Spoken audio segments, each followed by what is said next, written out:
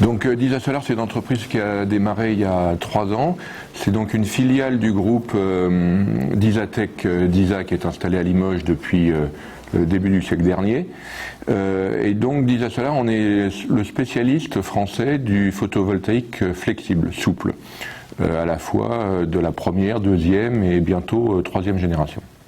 Tout ça a démarré quand la SNCF, il y a 3 ans, qui est un des clients historiques du groupe, pour lequel on fait des livrets en film adhésif autocollant et décoratif, est venu nous voir en nous demandant si on pouvait mettre des panneaux solaires sur le toit d'un train. Donc depuis, on a un train qui roule, un train du Poitou-Charentes qui roule équipé avec nos panneaux solaires depuis maintenant un peu plus de 2 ans. Des panneaux solaires qu'on a achetés sur le marché américain et qu'on a adaptés aux demandes de nos clients. Mais en fait, on s'aperçoit qu'il y a beaucoup de clients qui ont des besoins très spécifiques. Les uns ont besoin de petits panneaux, les autres de plus grands, certains des panneaux triangulaires. Donc il y a un besoin pour faire des panneaux souples et semi-custom. Et donc, comme dans notre métier, historiquement, on a un savoir-faire important dans le domaine de l'impression, et que les nouvelles technologies de panneaux solaires peuvent être fabriquées avec des méthodes d'impression, on a donc décidé de devenir fabricant de panneaux solaires souples par méthode d'impression. Et on a privilégié l'impression jet d'encre qui nous permet de faire des panneaux sur mesure. On est dans un domaine où l'innovation est extrêmement importante. On appartient à la grande famille de l'électronique imprimée, qui est une vraie rupture technologique qui va impacter de très nombreux domaines.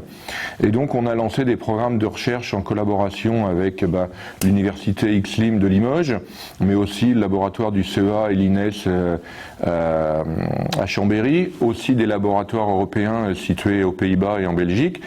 Si on n'innove pas, si on n'est pas capable de proposer au marché des produits économiquement intéressants, on n'arrivera pas à performer.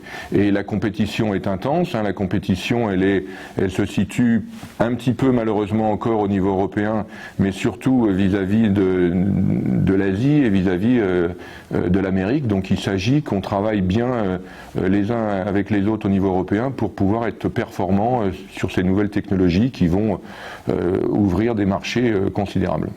Par chance, c'est le domaine dans lequel on se situe, qui est à la fois des nouvelles technologies situées dans le domaine de l'écologie ou des green tech, sont pas mal soutenues aujourd'hui au niveau des aides publiques.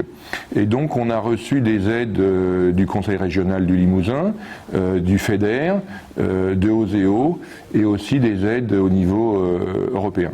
L'ensemble des aides publiques qu'on peut recevoir, FEDER, Conseil régional, OSEO, nous aident de façon importante à pouvoir se lancer sur ces innovations qui sont quand même des innovations à risque, à conforter les investissements privés complémentaires dont on a besoin et surtout à se situer sur un niveau d'égalité avec nos grands concurrents asiatiques ou américains qui eux aussi reçoivent des aides publiques.